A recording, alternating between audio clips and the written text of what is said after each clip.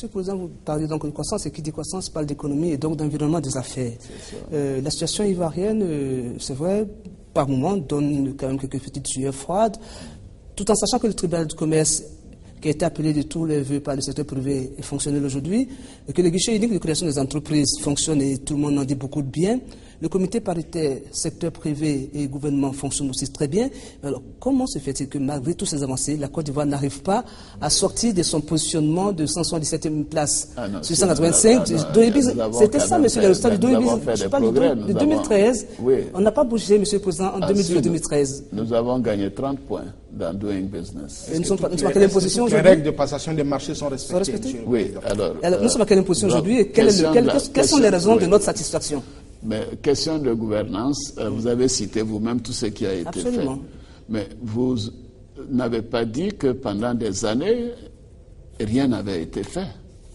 Et que le pays était caractérisé par la gabégie, par la corruption, par les détournements de fonds, dans tous les secteurs, café, cacao, etc., la gestion des contrats. Aujourd'hui, nous avons mis en place toutes ces structures, mais ces structures prennent du temps à fonctionner. Mais d'ores et déjà, j'ai mis fin à des fonctions de certains DAF.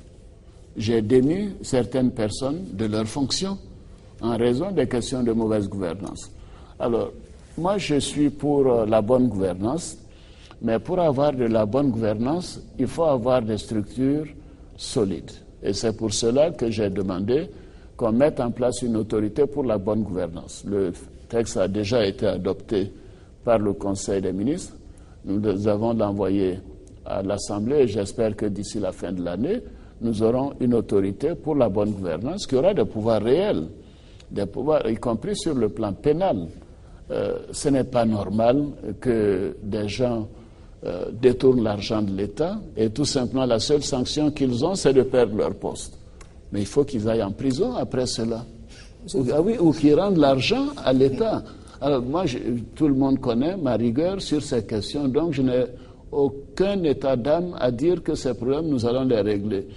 Mais pour les régler, nous avons besoin de la contribution de tous, y compris des citoyens, y compris des hommes d'affaires, des hommes et des femmes d'affaires, qui doivent aussi porter à l'attention des autorités s'il y a des cas de chantage, à l'occasion, par exemple, de mettre en place une structure.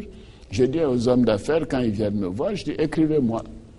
Et si ils m'écrivent et qu'il y a un problème, je prends mon téléphone et je le règle avec le ministre ou la direction compétente. Maintenant, nous avons la question, vous avez dit, des questions d'appel d'offres et des marchés. Mais nous faisons des appels d'offres. Mais la situation d'urgence que nous avons eue, il y a des choses sur lesquelles, moi, je suis confiant que l'appel d'offres n'est pas nécessaire parce que j'ai besoin d'aller vite. J'ai trouvé des procédures très lourdes. J'ai d'ailleurs décidé de rattacher à la présidente l'autorité chargée donc des marchés publics pour que nous puissions décider. C'était devenu une administration, c'était trop compliqué, les dossiers allaient, ça venait, ça partait, ça revenait dans tous les sens. Maintenant, je donne un délai pour régler ces problèmes. Mais je ne veux pas m'enfermer dans des appels d'offres sur tout ce que je fais. Nulle part en France, aux États-Unis, ce n'est pas le cas. Pourquoi voulez-vous qu'on nous impose ce qui ne fait pas ailleurs? Si je suis confiant qu'un domaine est essentiel, que c'est urgent, et que j'ai un opérateur de qualité connu internationalement, j'ai le droit de faire en sorte que ce projet démarre rapidement. Deuxièmement, nous avons des financements de certains partenaires qui disent que nos financements sont liés. Je prends le cas de la Chine, qui dira nous vous donnons $1 milliard à faire le barrage de Soubré, mais ça doit être une entreprise chinoise. Si j'attendais de faire un appel d'offres sur le barrage de Soubré, on attendra encore 20 ans. Alors donc j'ai décidé que je donne ce projet à la Chine, parce que la Chine a la technologie nécessaire, la Chine a la compétence nécessaire et surtout la Chine apporte les financements. La réhabilitation de certains CHU qui ont été construits par des entreprises françaises il y a 20 ans, il y a 30 ans. Si ces entreprises sont intéressées à la réhabilitation, à partir du moment où nous avons la possibilité de contrôler les coûts. Maintenant, vous savez, quand on construit un hôpital, on sait ce qu'il faut par lit, etc. Quand on veut faire un hôtel, on sait combien il faut investir par chambre. Donc, ce n'est pas compliqué. À partir du moment où on a le volume de l'investissement, je confierai ça à des structures qui peuvent me permettre d'aller vite. Parce que je veux régler les problèmes des Ivoiriens. J'ai indiqué dans mon slogan que je voulais apporter des solutions à mes concitoyens. Et les solutions, c'est d'avoir le courage de prendre certaines décisions et de contrôler la mise en œuvre effective de ces décisions, dans la transparence et dans la bonne gouvernance. Monsieur le Président, donc vous nous dites que ce qui était censé donc être l'exception, oui, donc la passation des marchés de gré à gré, donc devient donc presque la norme.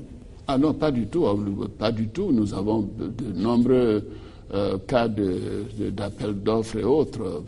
Tous les jours, il y a des appels d'offres. Tous les jours, et qui sont réglés normalement dans les ministères sans que nous intervenions.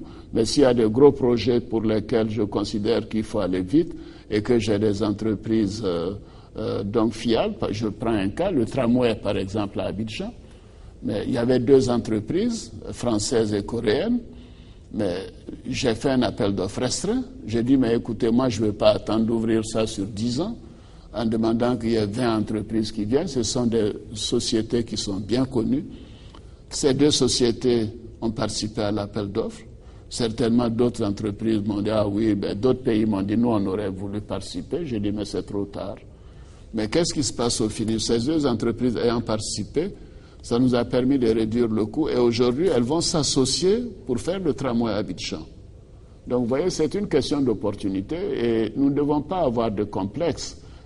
Je considère que ma carrière a été bâtie sur ma crédibilité, la bonne gouvernance, et je n'hésiterai pas à prendre les décisions qui sont dans l'intérêt de l'État, si c'est urgent et si cela nous permet de réaliser les objectifs que nous nous sommes fixés.